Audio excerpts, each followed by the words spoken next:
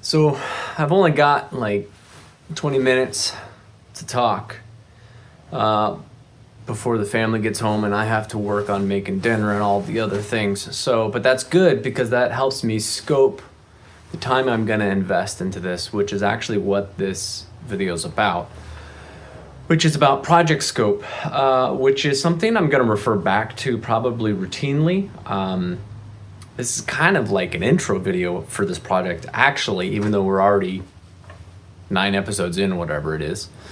But I wanted to take a moment to talk to you, the audience, anybody who might watch this, to know what the heck I'm trying to do here, but also maybe also help you figure out how to scope your projects appropriately. You see, we're so often inspired to do things by other people's work. You know, very few people get up in the morning and say, I'm gonna make a wheel because nobody else has made a wheel.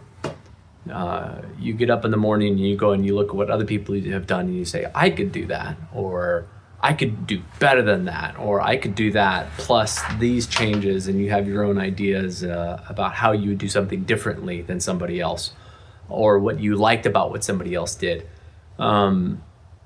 And car guys are no different, and we're no better about controlling ourselves in this way. We all see everything everybody else does, and we all want to do all of the things. Probably one of my biggest personal struggles is project dreaming. Right, I could spend 1,000 hours a week dreaming up project ideas.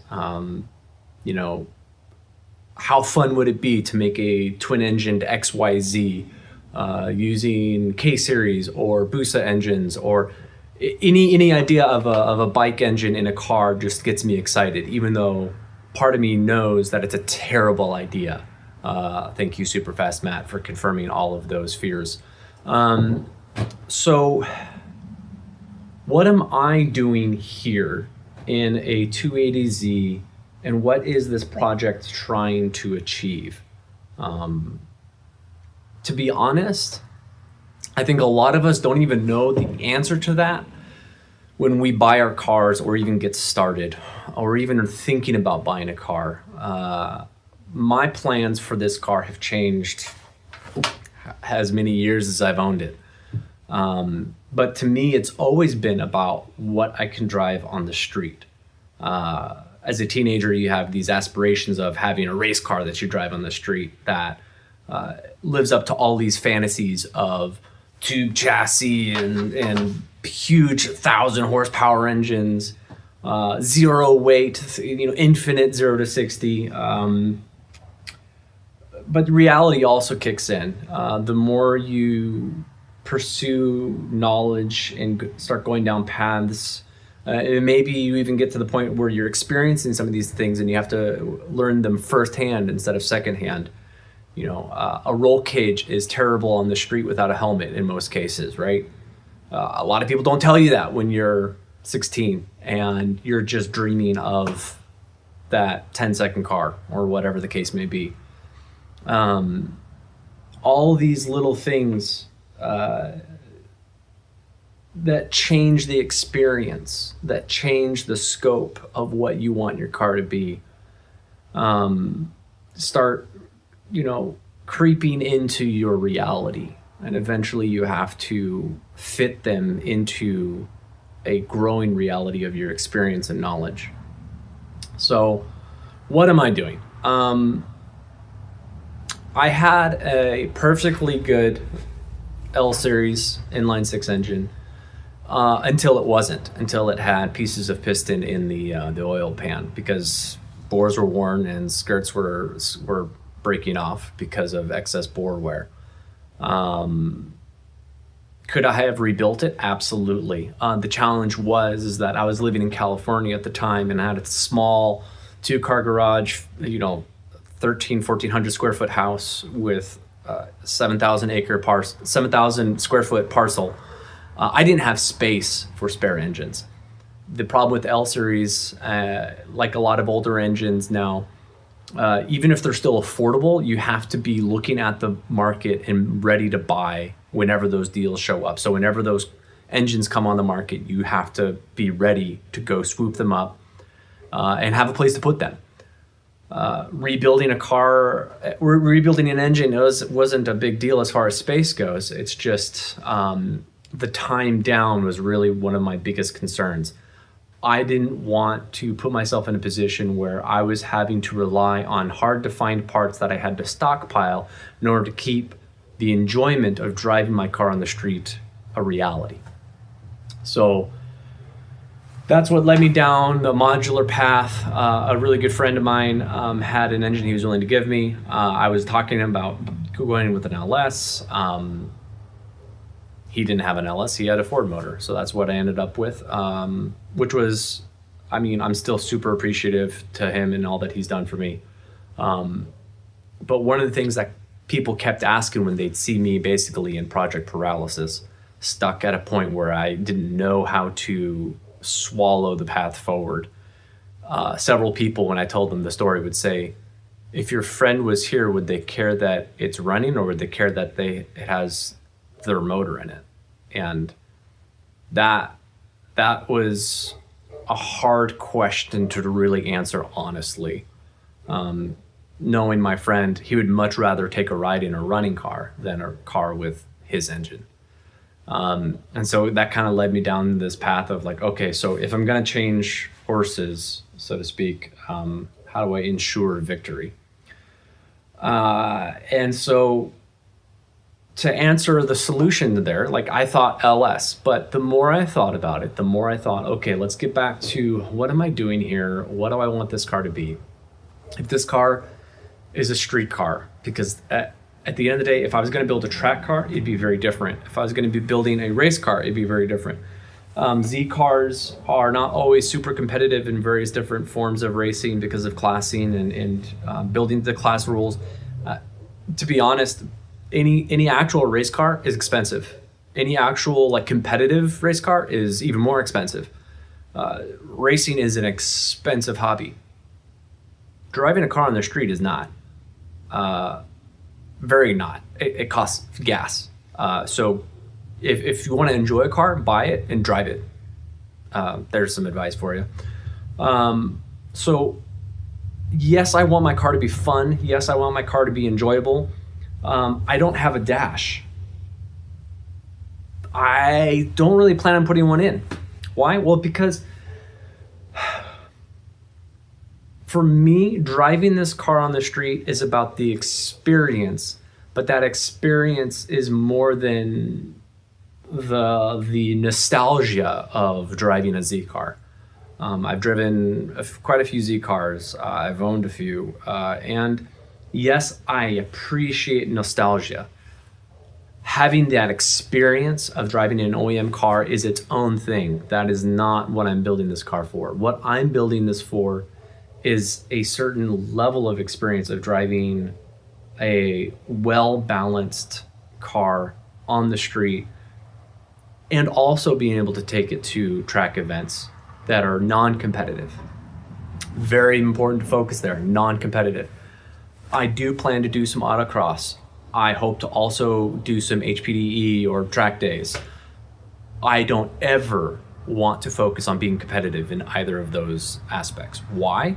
Well, because autocross, as soon as you start getting into competitive stuff and you want to actually fit into a class, all of these decisions that I'm making about improving the driving experience on the road now make it worse on competition day. Everything I do to reduce weight, everything I do to improve power to weight, everything I do to improve mechanical grip or balance of mechanical grip is potentially going to hurt me when it comes to classing in SCCA or NASA autocross classifications. So I do plan to enjoy some track time. I also want to be able to just drive this on the street. And I want to be able to drive it on the street with affordable, replaceable parts that are easy to come by that are plentiful. So that's where the K series comes into play for me. I can find engines for $800 to $1,000 all day, every day. I can get a motor from Japan for $1,100 shipped to my door. Water pumps, alternators, etc., are literally at every parts counter of every store in America. They are literally everywhere. The transmission, some people like to use the CD009 transmissions from Nissans. They're great transmissions. They're big transmissions. I went with the S2000 transmission because, again, affordability. I paid $800 for this transmission. I've seen plenty of others for similar prices. There was actually a second one for $800 when I bought this one. So I had two to choose from within a day's drive that were $800. If you live in Florida, they're even less. For whatever reason, S2000s congregate in Florida. Surprise, surprise, convertible country. I'm getting a little bit off topic here. I'm very intentionally choosing things based upon what my goals are. I don't have $10,000 I want to spend on this vehicle right now. I can't afford to just throw money at the problem. I can throw a little bit of time and energy at problems here and there, and I can make budget conscious choices to move in the right direction. I can afford $800 for an engine. I can afford $800 for transmission. I can afford a few $100s for parts here and there every now and then. That's not a big deal to just throw at this car for me. And I can throw a couple hours here and there. I wasn't able to swallow throwing 80 plus hours on just building manifolds to fit the very tight combination of fitting a 4.6 modular engine into one of these. That was one of the big showstoppers for me. And that was it's one of those things where you don't really think about it until you're in the midst of it. Can I invest sitting down for legitimately 40 to 80 hours in a compacted stretch of time to do that? Because every time you come out to work on your car or work on your project, you have context switching expenses. How much time does it take to get ready to work on something? How much time does it take to get your tools out, to get your mind in the right space, to get the motivation up to get out and work on your project, whatever that project may be? All that context switching adds up for every time you start the work. So if it's going to take 40 hours for a professional who does this for a living to make custom exhaust manifolds, how long is it going to take me just in actual labor effort? Even if I'm nice and positive and say, only 80 hours. But once you add the context switching, now I'm looking at 100, 150, maybe 200 hours. Because every time I go out to the garage, I have to get the tools out. And every time I try to finish, I have to put the tools away and clean everything up. Or I don't clean up, and then it makes the rest of my life more frustrating and complicated. So all that to say, realistically, it's more like a 200-hour effort to make manifolds. Parse that out to a couple hours, a few nights a week. That's now a year to make manifolds when I still have the rest of the swap to do. So let that be a lesson to you about controlling and thinking about how you manage your project scope, and make sure that things don't run away before you even get a chance to enjoy the fruits of your labor. Don't focus on all the things that inspired you and think that you need to attain that from day one. The things that get you motivated took somebody else probably a lot more time than you could possibly imagine or guess to get to where they are. One of my favorite cars I've ever ridden in was a LS swapped BMW that the owner had less than $10,000 in the whole car, from buying the M3, buying the LS TVD6 and putting everything in. It was an amazing car. But not everybody can do that. Not everybody has that experience of that person to be able to pull that project off in the timeline that he did. And it's easy to overlook that. It's easy to overlook all of what it took him to get to his place in life where he was able to do that. Don't think that you need to be able to replicate that. If I was going to make a V8 M3, it probably would cost a lot more than $10,000, and it probably would have taken me a lot longer than it did for him. And I'm going to try my best to have this thing running again by next spring. It is November right now. So when the weather clears up and I have clear roads again, I want to be driving this. I have my own experience that tells me that that's an attainable goal. That may not be attainable for you. If you had this car in this position, you may not be able to do that. Or maybe you'd be even faster, maybe be able to dump money at it and just solve the problem with, purchasing parts and making problems go away. But that's you and your situation. You have to judge your circumstances and scope your project accordingly.